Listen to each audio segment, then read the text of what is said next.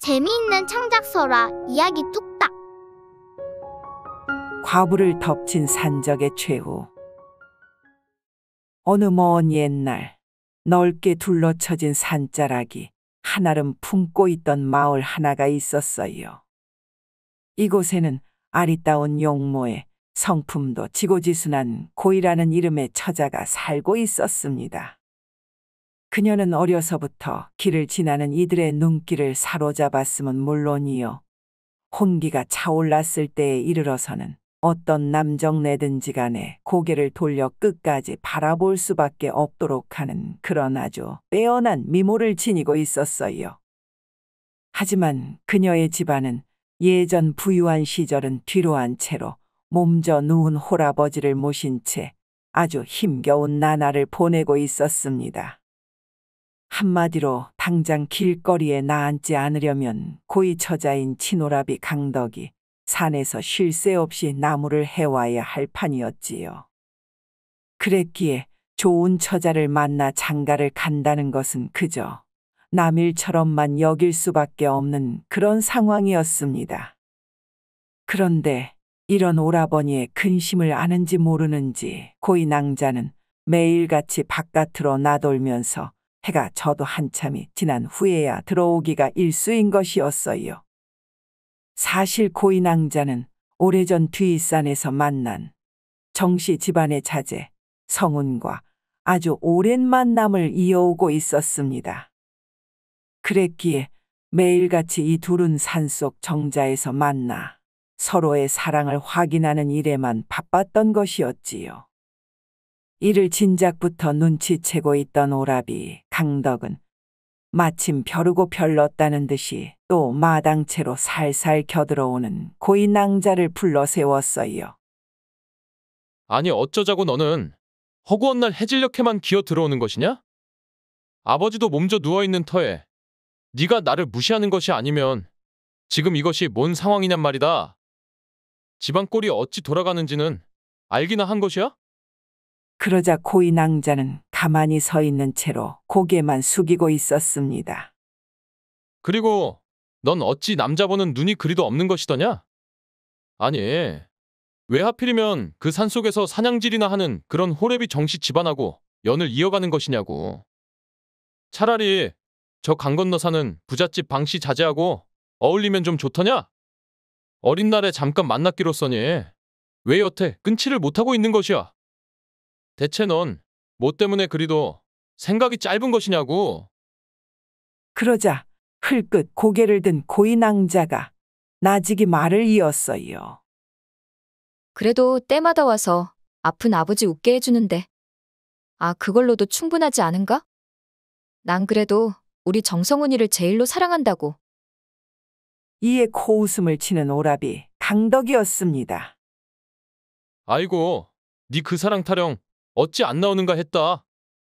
그래, 넌 어디 그놈의 사랑만 꾸역꾸역 잘 먹고 살아봐라. 하고는 방문을 쾅 닫고 들어가 버리는 강덕이었어요. 이에 입술이 삐쭉 나온 고이 낭자였지만 곧바로 부엌으로 들어간 그녀는 갔다 온 열매로 죽을 쓰기 시작했습니다. 그리고는 아버지의 방으로 들어가 머리맡에 놓인 꽃들을 이래저래 새 것으로 갈아들이는 것이었어요. 새 향기가 넘쳐나는 방 안에서 눈을 감고 있는 아버지는 어느새 환한 미소를 보이는 것이었습니다. 다음 날이 되어 밀린 집안일을 마친 고이는 또 정성훈을 만나러 길을 나섰어요. 오늘도 혼자 사는 정성훈이가 아침을 거르진 않았는지 살짝 걱정이 되는 것이었습니다. 사실 정씨네도 오래전 마을에서 꽤나 큰 한복집을 하던 아주 잘 나가는 집안이었습니다. 하지만 그 한복에 일가견이 있던 정성훈의 어머니가 돌아가시고 나서는 하루아침에 호라비가 된 정씨 아버지가 사냥일을 도맡으면서 산으로 들어간 것이었지요. 이를 따라 산으로 간 외동아들 정성훈은 그런 아버지와는 달리 글 공부를 좋아하는 편이었습니다. 이에 산중을 오가며 서당에 다니던 그는 어느 날 산속에서 아버지의 비명소리를 듣고야 만 것이었어요. 그리고는 어찌된 영문인지 무언가에 물어뜯긴 아버지의 옷자락을 산속에서 발견하고야 만 것이었습니다. 이후 낯선 늑대의 울음소리에 정성훈이는 눈물을 흘리며 치를 떨기 시작했어요. 결국 혼자가 되어버린 그때 그는 밥숟가락 하나들 힘조차 남아있질 않은 상황이었습니다. 하지만 이 시점 그의 곁에는 어린 시절부터 함께 해온 단짝 친구 고이가 있었어요. 그녀는 자신도 어려운 처지였건만 그런 정성훈이가 그저 눈에 밟히기만 하는 것이었습니다. 그랬기에 고이 낭자는 매일같이 그의 집에 들러 음식을 만들어주는가 하면 매 순간 힘을 낼 수 있도록 기운을 북돋아주는 것이었어요. 그러는 동안 그 산속에서는 한동안 늑대 울음소리가 들리지 않는 것이었습니다. 그녀의 따뜻한 마음이 통해서였을까요? 정성훈이는 그런 고이 낭자의 위로 덕분이었는지 다시 글 공부를 시작할 수 있었습니다. 그리고는 어느덧 과거 시험을 보러 갈 날이 된 것이었지요.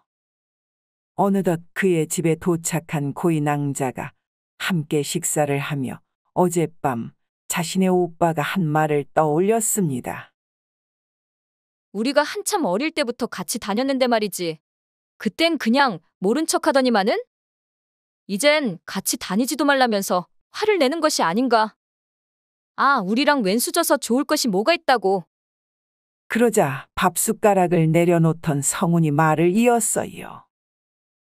아, 그래도 우리가 혼이 나면 가족이 될 형님이신데 어떻게든 기분을 풀어드려야 하는 거 아닌가? 언제 한번 내가 직접 찾아뵙고 인사를 드려야 쓰겠네.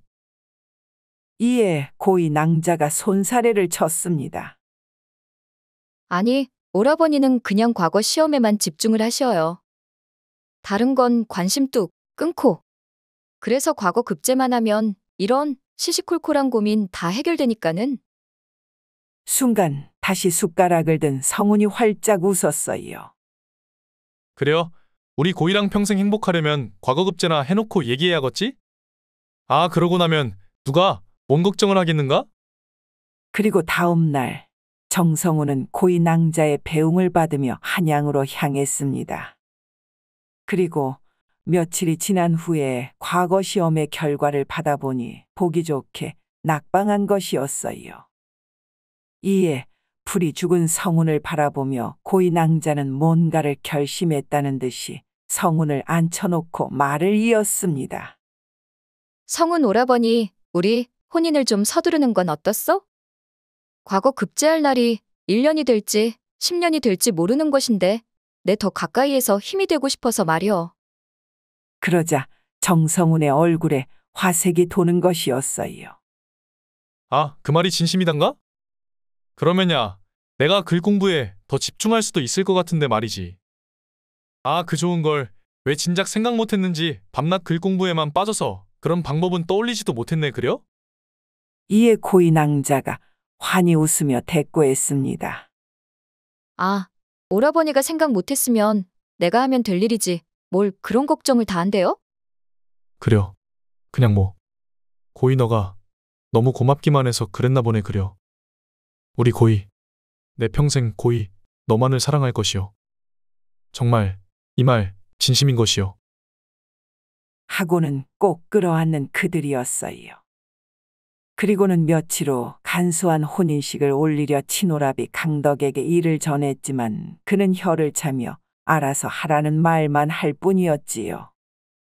그러면서도 얼마 후 나름 엽전 몇 냥을 보태주는 오빠의 진심에 고이는 내심 눈물을 흘렸습니다. 사실 고이 낭자는 누구보다도 자신의 아버지가 빨리 건강을 회복하시기만을 바라고 있었어요. 그랬기에 얼른 손주놈도 안겨드리고 싶은 마음에 빨리 혼인을 준비하는 것이기도 했습니다. 그런데 혼인 계획을 아버지께 귓속말로 알려드린 다음 날 아버지는 조용히 눈을 감고야 말았어요. 고이의 혼인 소식에 기쁨의 눈물이었는지 두 눈이 촉촉하게 젖은 채로 아주 편안한 미소로 잠든 것이었습니다. 어머니가 먼저 갔을 때도 그리 울지는 못했건만 오누이는 사흘 밤낮을 종일 내리 울기만 했어요. 이런 집안을 찬거리를 들고 매일 찾으며 오누이가 기력을 되찾을 수 있도록 열과 성을 다하는 정성훈이었습니다. 그리하여 좀 안정을 찾은 뒤 성훈과 고인은 결국 간소한 혼인식으로 남아 백년가약을 맺게 되었지요. 그런데 이 혼인식을 지켜보던 강덕은 며칠 후 동생 고이를 불러 자신이 결심한 것을 털어놓기에 이르렀습니다. 나는 이제 이 마을을 떠나 더 넓은 세상에서 뜻을 펼쳐보고 싶단다. 그래서 내일 여길 떠날 참인데 어딜 가든 널 생각하면 내 맘이 편치 않을 것이야. 하지만 내 꼭 성공해서는 보기 좋게 널 만나러 올 테니까 그때까지 별일 없이 잘 있어야 된다. 이 오라버니가 이 약속만큼은 목숨 걸고 지킬 테니. 이 말에 고인은 하염없이 눈물만 흘리고 있었어요. 평생 곁에만 두고 헤어질 리 없다 생각한 오라비였기에 그런 말이 실감이 나질 않는 것이었습니다. 결국 그 자리에 털썩 주저앉고만 고이 낭자를 어깨를 토닥여주다 일으켜 세우는 강덕이었어요. 이날 이후 소식을 전해들은 성우는 강덕이 떠나는 그날 허겁지겁 달려와 준비한 보따리를 전하는 것이었습니다. 형님, 괴념치 말고 이거 받으시오. 내 있는 것 없는 것 정성껏 모아 형님께서 꼭 필요로 하실 것만을 골라 싼 것입니다요. 빈약 하나마 제 마음을 담은 것이니 꼭 받아주시오. 그러자 온화한 미소를 보이던 강덕이 보따리를 받아들었어요. 고맙네 정서방. 그럼 내 자네만 믿고 맘 편히 가겠네. 부디 내 동생을 옆에서 꼭 지켜주게나. 아, 그러면요 형님. 네, 목숨을 걸고 지킬 테니 걱정 마십시오. 형님 꼭 다시 만나 뵙겠습니다. 뜻하지 않는 또 하나의 이별에 눈물을 멈추지 않는 고이와 성훈이었습니다. 이런 그들을 뒤로 한 채로 동구박 언덕 너머를 지나 손을 흔드는 강덕이었어요. 그리고 그는 서서히 사라져갔습니다. 이날 이후로도 내내 울음을 멈추지 못하던 고이였건만 다시금 서방님의 글 공부를 돕기 위해서라도 마음을 다잡고 집안일을 하는 것이었어요. 그리고는 달콤한 신혼 아니랄까봐 예전에 사이좋던 그 시절처럼 웃고 떠들며 행복해하는 그들이었습니다. 그리고 나자 그 둘 사이에서 이루 말할 수 없는 희소식이 들려오는 것이었어요. 그것은 바로 고이의 뱃속에서 아주 작은 심장박동 소리가 시작된 것이었습니다. 이에 고이의 배에 얼굴을 댄 채로 한없이 기뻐하는 성훈이었어요. 그러던 어느 날이었습니다. 함께 산을 오르던 그들이 자주 들르던 언덕 끝에 이르렀을 때였어요. 아니 근데 저기 저 사람 아니요? 지금 막 손을 흔들고 있는 것 같은데 말이지. 정말 고이의 눈에도 멀리 보이는 것이 사람의 형상인 것이었습니다. 마치 나무에 매달린 채로 살려달라 팔을 흔들고 있는 것이었어요. 그런데 그 순간 아니 당신 지금 뭐 하는 것이요? 저 사람 빨리 구해줘야지. 내 이 길로 얼른 내려갔다 올 테니까는 당신은 여기서 기다리고 있으쇼. 아니 저 밑에를 어찌 이리로 내려간다는 것이요? 이제 날도 곧 저물 텐데 지금 제정신이요? 그러자 잠시 생각에 잠기는 듯 하던 성훈이 말을 이었습니다. 우리 아버지도 저러고 있다 가신 것인지 모르오. 그때 내가 옆에 없던 것이 얼마나 한이 됐는지 당신도 익히 들어 잘 알지 않소. 또 어떤 산짐승이 갑자기 내려올지도 모를 일인 것인데 지금이라도 저 사람을 구해내지 못하면 난 또 어떤 죄책감으로 평생을 살지 모른단 말이오. 그러니 당신은 걱정 말고 홀몸도 아닌데 여기서 딱 기다리고만 있으쇼. 내 얼른 저 사람 내려주고 당장 이리로 뛰어올 테니. 하며 정서방은 다시 한 번씩 웃고는 가파른 산길을 내려가기 시작하는 것이었어요. 이에 한 손으론 입을 가린 채 치마를 꼭 부여잡는 고이였습니다. 그리고는 남편이 그 사람 곁으로 가까이 갈 때까지 그저 숨만 죽이고 있었습니다. 그런데 그 순간 남편 주변의 수풀이 움직여지더니 커다란 늑대 몇 마리가 순식간에 모여드는 것이었어요. 이에 쏘스라치게 놀란 고이가 언덕을 내려가려 하고 있었습니다. 하지만 곧바로 남편을 덮치는 늑대들의 모습에 고이는 그만 그 자리에 주저앉고 말았어요. 그리고는 입을 가린 채로 눈물을 쏟아내는 것이었습니다. 남편이 비명을 지를 새도 없이 늑대들한테 몰린 채 어디론가 끌려가는 그 모습을 그저 멍하니 바라만 볼 수밖에 없었어요. 그리고 그녀는 그 자리에서 기절을 하고 말았습니다. 다음 날 다시 동이 터 아침이 된 그때에도 고이는 그 자리에 앉아 울고만 있었어요. 그리고 가까스로 몸을 일으켜 그 남편이 머물렀던 자리에 가까이 가보는 것이었습니다. 그때까지도 그 요상한 사람은 계속 팔을 흔들고 있었어요. 이에 결국 가까이에 다가간 고이가 그 자리에 또 털썩 주저앉고 말았습니다. 그것은 사람도 아닌 그냥 누더기 옷가지가 나무에 걸린 채로 바람에 휘날리고 있는 것이었어요. 남편 성우는 사람도 아닌 옷가지를 구하려다 결국 늑대밥이 되고 만 것이었습니다. 이 산속에 머문 성운, 자신의 한 때문에 세상에서 유일한 사랑이었던 남편을 고이는 더 이상 볼 수도 만질 수도 없는 것이었지요. 홀로 남겨진 고이는 매일 밤 눈물로 밤을 지샜습니다.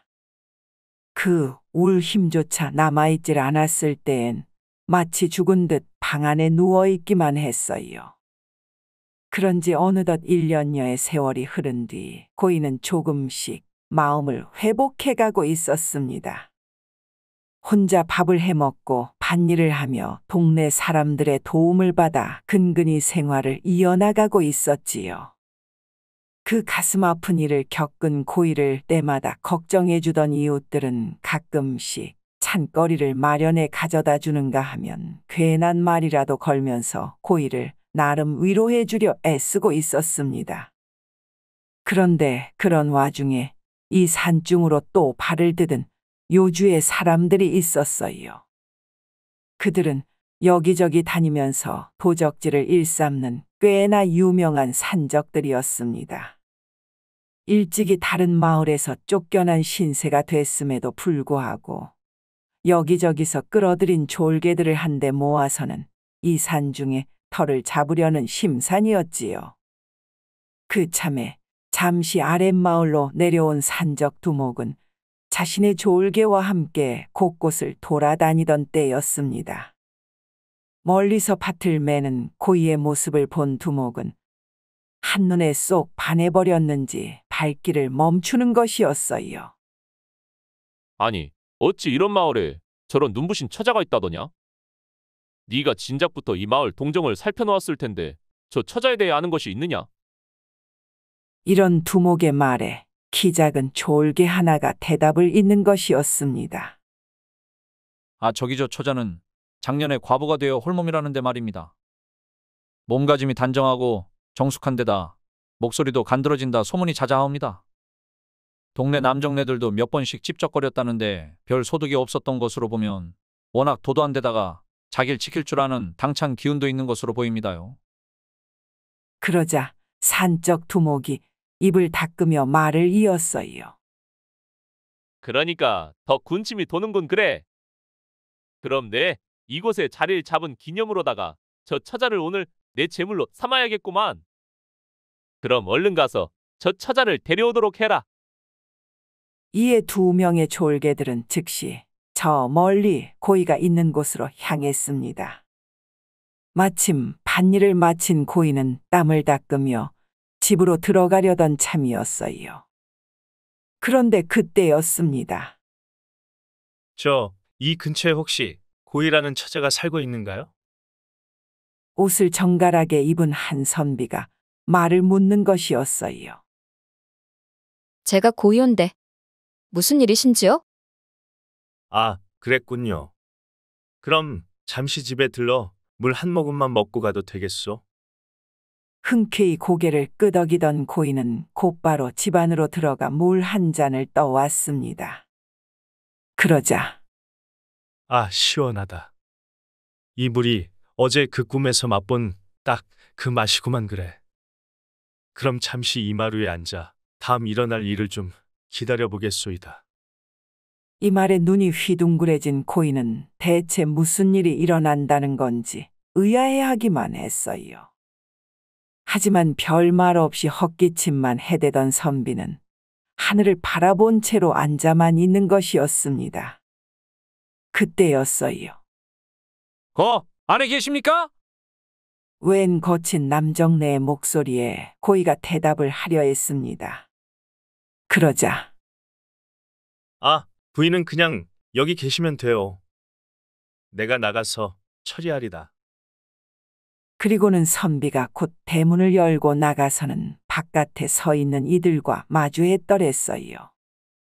그 목소리의 주인공은 아니나 다를까 산적 두목의 졸개 중 한 명이었던 것이었습니다. 무슨 일이요?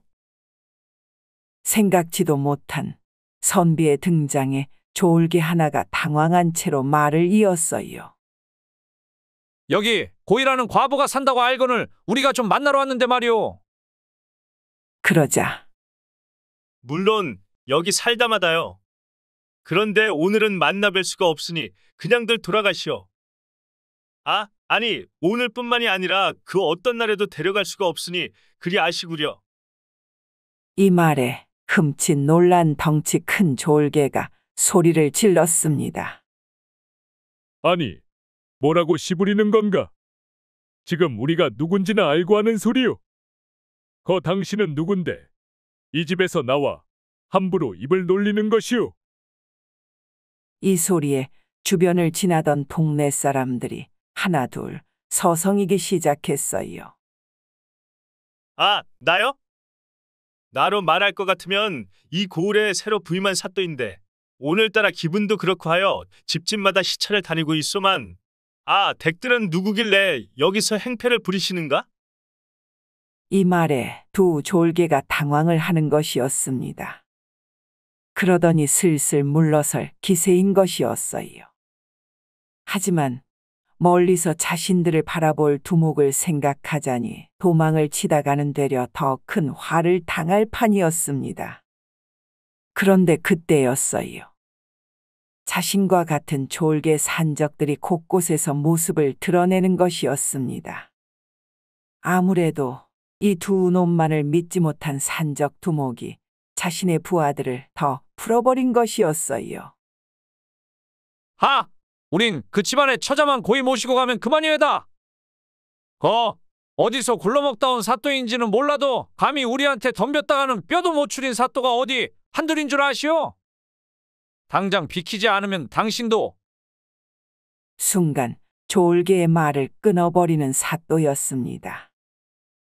그럼 당장 돌아가 너희 두목한테 일러라. 여기는 뭐가 됐든 이 장사또가 특별히 관리하고 있는 집이라는 것을. 그 누구도 내 허락 없이는 이 집에 발을 들일 수 없다고 말이다. 그러자 순간 곳곳에서 모여드는 몇몇의 산적들이 사또 주변으로 모여들기 시작했어요. 그러자 이를 눈치챈 사또가 손을 들어 올리는 순간 10여 명의 포졸들이 몰려들기 시작하는 것이었습니다. 근처 집집마다 마당채에 숨어있던 포졸들이 순식간에 와를 외치며 산적들을 되려 둘러싼 것이었습니다. 그러자 겁먹은 졸개들이 슬금슬금 뒤로 물러났어요. 그럼 그리 전하리다. 우린 이만 돌아가겠소.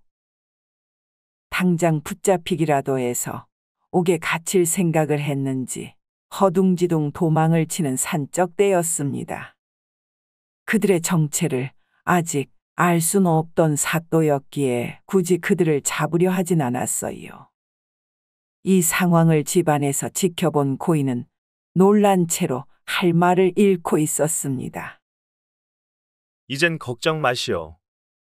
네, 포졸들을 이 집 근처에 종일 배치해 놓을 테니 어디 바깥을 다닐 때 말고는 안심을 하셔도 돼요.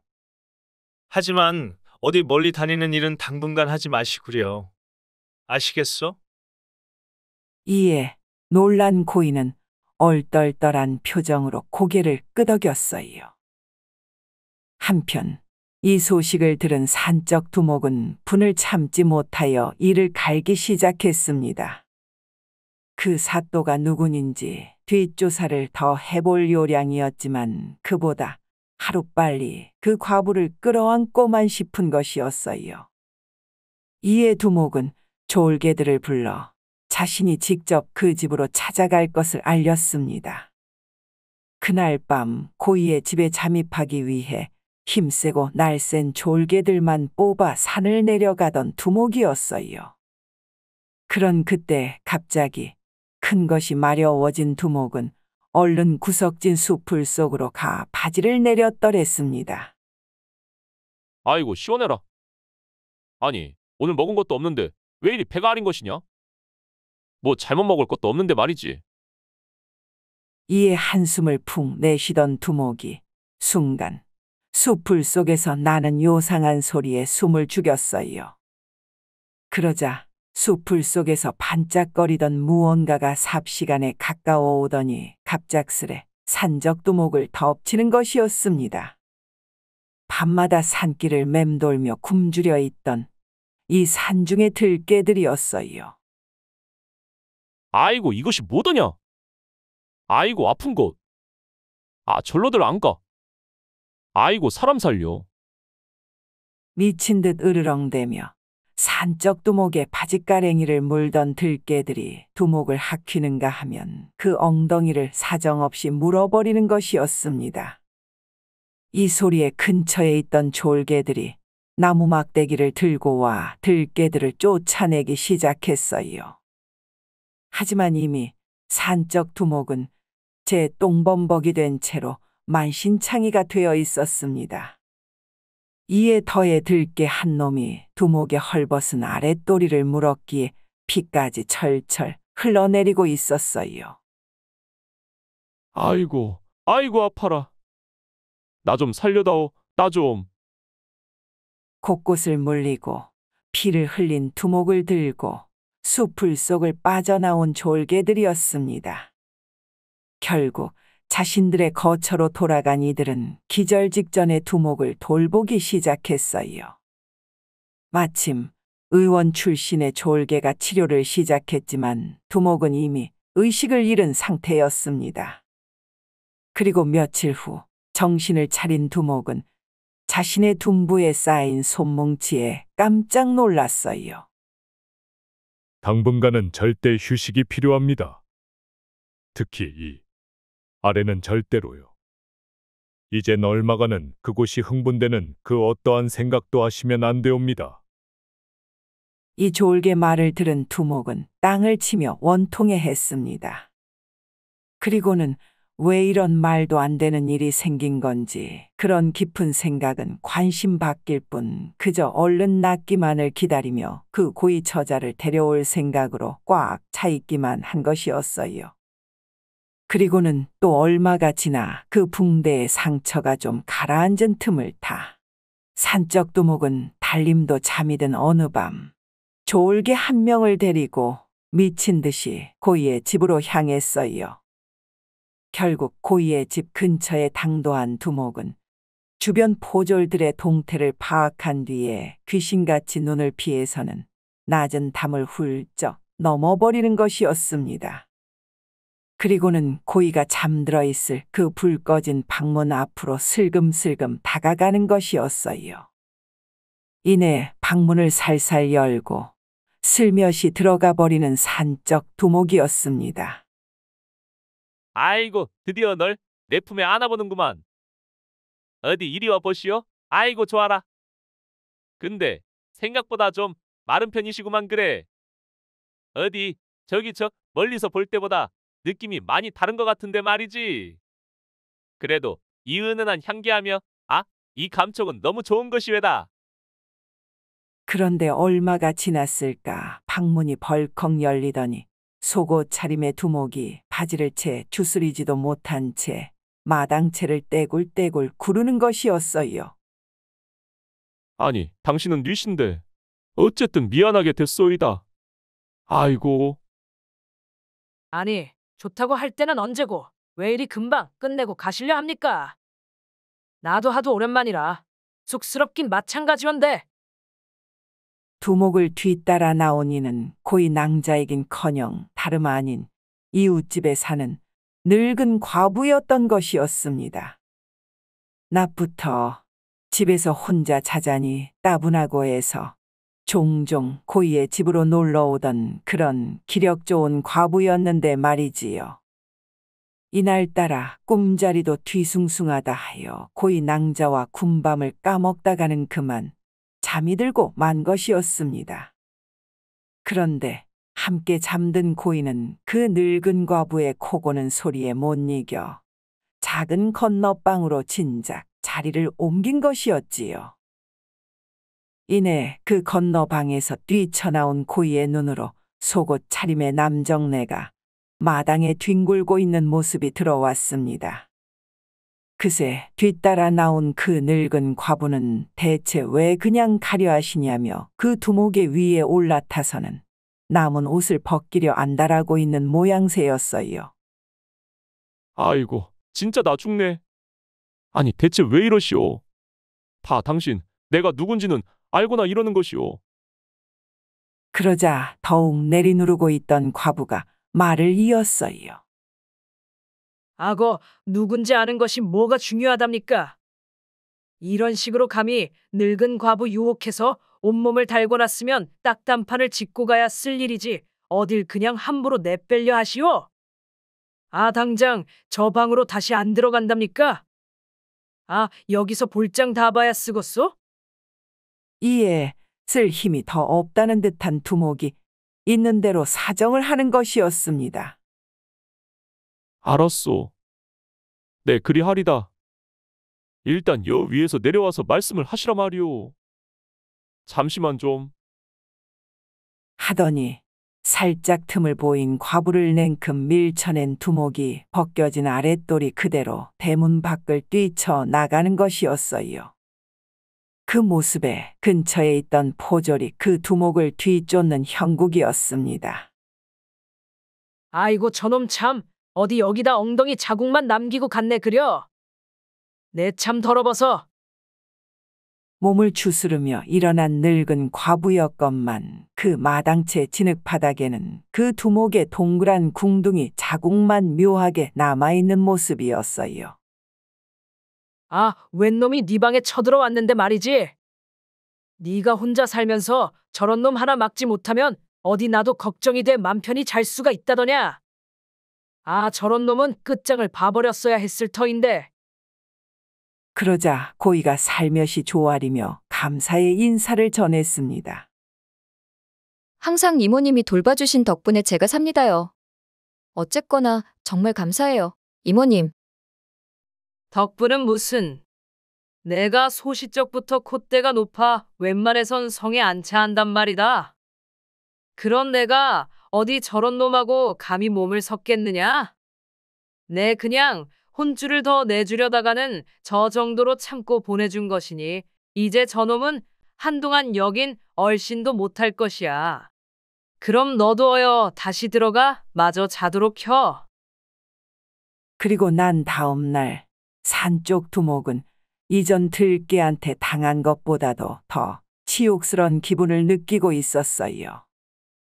생판 처음 본 늙은 여자한테 가차없이 짓눌려버린 그 남정네의 자존심이란 조금이라도 남아있던 성욕마저 죄다 빼앗겨버린 기분인 것이었습니다. 이에 이를 만회라도 하려는 듯 며칠간 숙고하며 그 고이의 집에 다시 쳐들어갈 궁리를 하기 시작했어요. 내 정말 그 고이라는 과부를 꼬드겨낼 방법이 없단 말이냐? 다른 건 몰라도 내 이거 하나만큼은 훔쳐내고 나서 이 산속을 내뺄라도 내뺄라니. 그러자 이 말을 한심하게 듣던 졸개 하나가 말을 붙였습니다.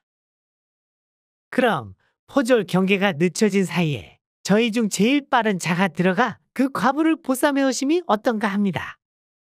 어차피 포졸의 숫자도 많지 않을 터 만일 대적한다 해도 숫자로 볼 때 우리가 우세한 것이 아니겠습니까요?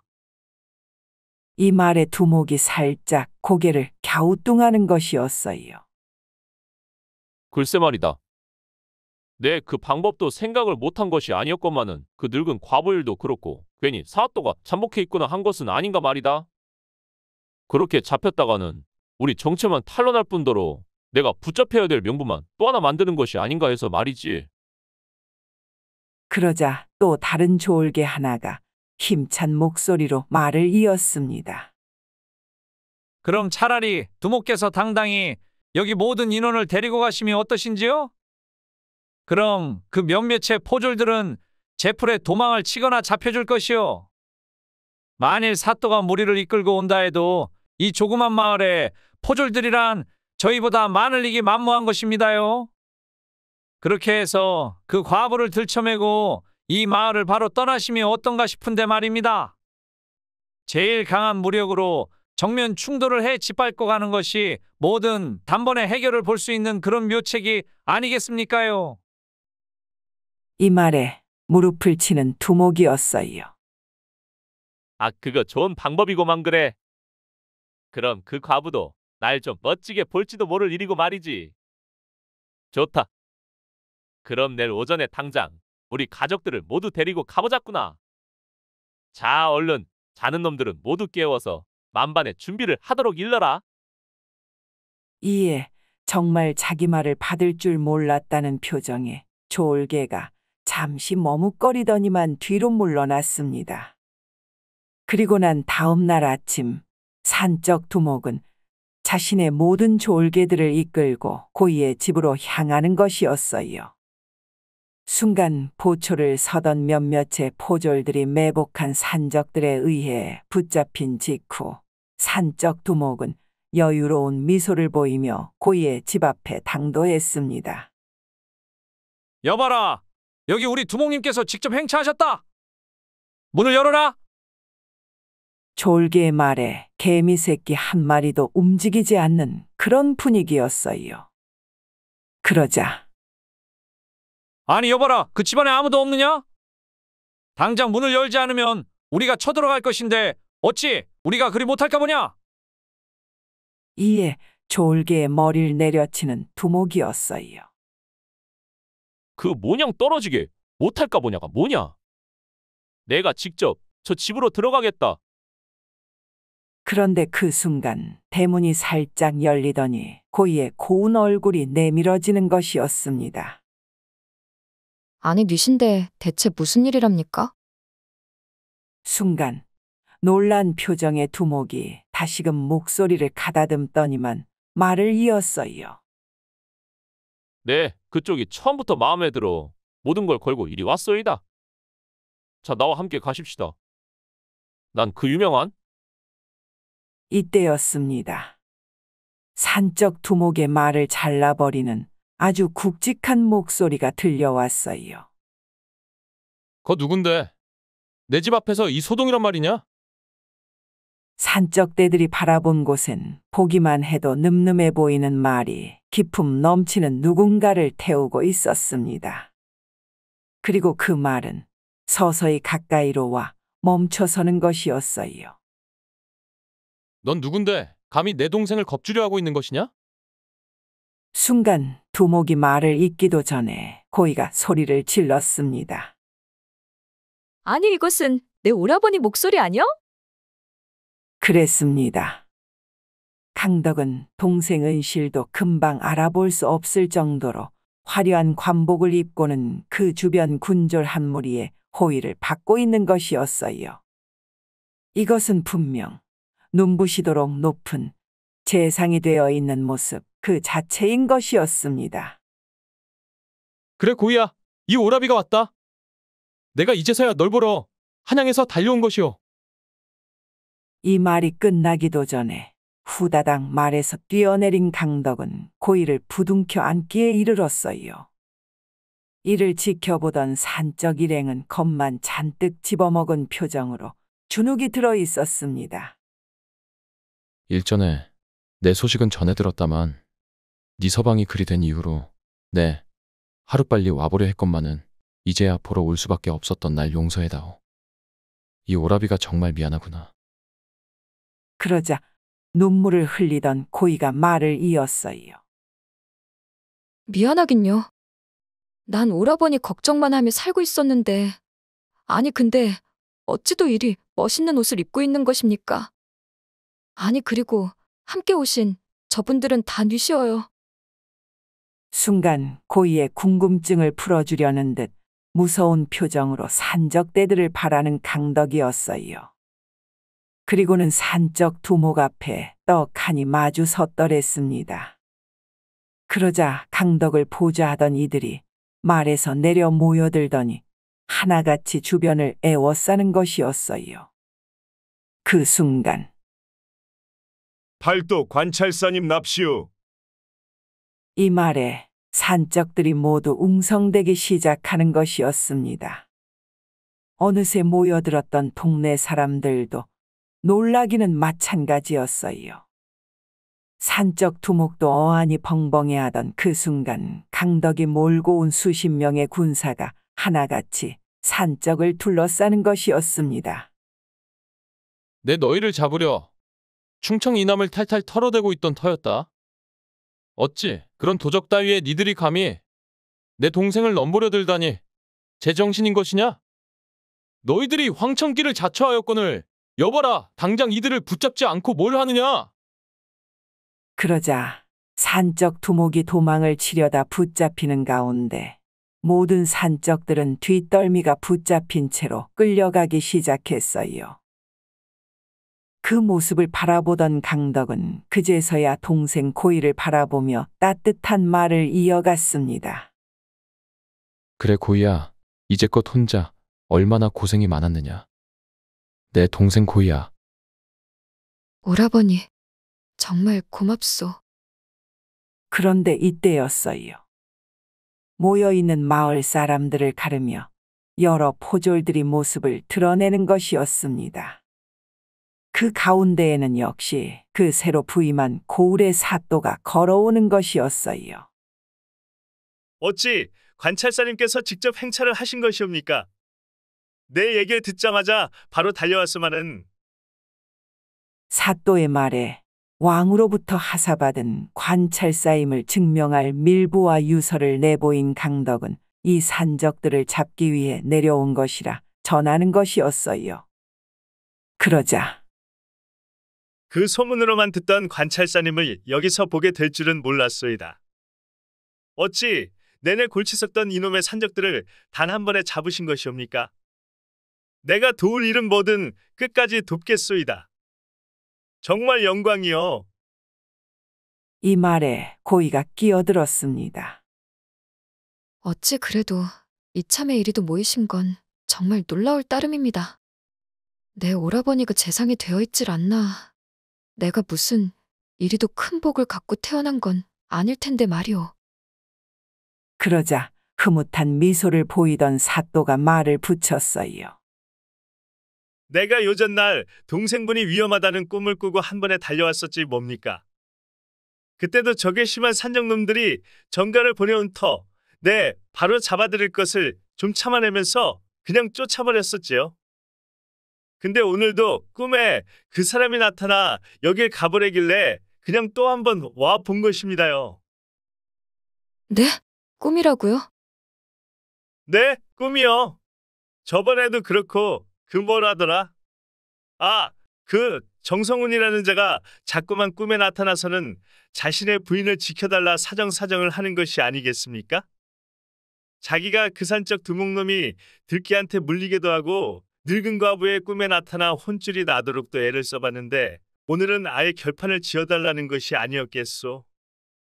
아니 근데 이리도 대단한 오라버니를 두고 있는 줄은 내가 미처 몰랐으니 이를 미리 알기라도 했다면 이제 꿈에 그만 나타나라며 호통을 쳤을 것 아니겠소? 이 놀라운 사또의 얘기를 듣던 고인은 오빠 강덕을 바라보다 오열하기 시작했습니다. 죽어서도 오직 자신의 하나뿐인 부인 고이를 위해 애를 쓰고 있는 남편을 떠올릴 때 정말이지 너무도 슬프고 감격스럽기가 그지 없었으니까 말이지요. 이에 강덕은 동생 고이의 등을 다독이며 말을 이어갔습니다. 그래요. 내가 이리 큰 사람이 될 수 있었던 것도 다 네 남편 덕이었단 말이다. 네, 이 집을 떠나던 날 네 남편 정서방이 전해준 것이 뭐였는지 아느냐? 글 공부를 하다 걸레가 되어버린 책들이었던데 말이지. 네, 그 책을 처음부터 읽기 시작한 뒤로 과거 시험을 보기로 작정한 뒤에 이런 벼슬 길에도 오를 수가 있던 것이 아니었겠느냐 말이다. 이 모든 것이 다 그 정서방 덕분이란 말이오. 목이 메인 채로 전하는 강덕의 말에 고인은 더 큰 소리를 내며 울기 시작했어요. 이에 마을 사람들도 함께 목 놓아 우는 그 광경에 사또는 커다란 감명을 받기에 이르렀습니다. 죽어서도 뜻을 전하는 이런 위대한 남편이 살았던 이 마을이란 정말 귀한 영들이 사는 곳이 아닐 수가 없구려. 내 이곳으로 부임해 오길 참으로 잘한 것이외다.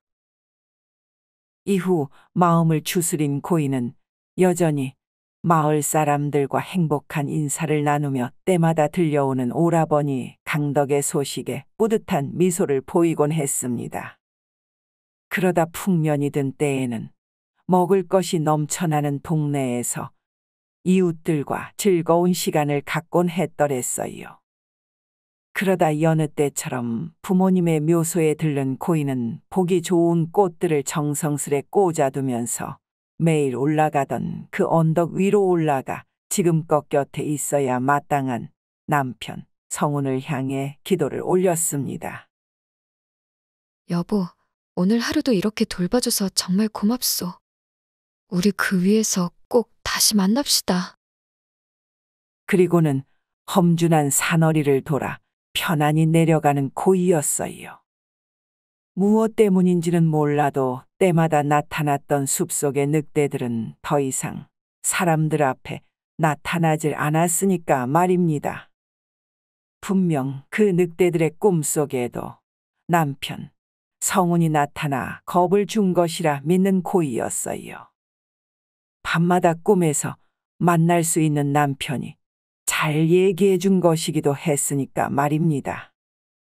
여러분도 소중한 누군가와 꿈에서 만날 수만 있다면 무슨 얘기를 나눌지 한 번쯤은 생각해 보시면서 오늘의 이야기 여기서 마치도록 하겠습니다. 모두 고마워요. 재미있는 창작서라 이야기 뚝딱. 아직 구독, 좋아요를 안 하셨다면 지금 꾹 눌러주세요. 다음 영상에서 또 만나요.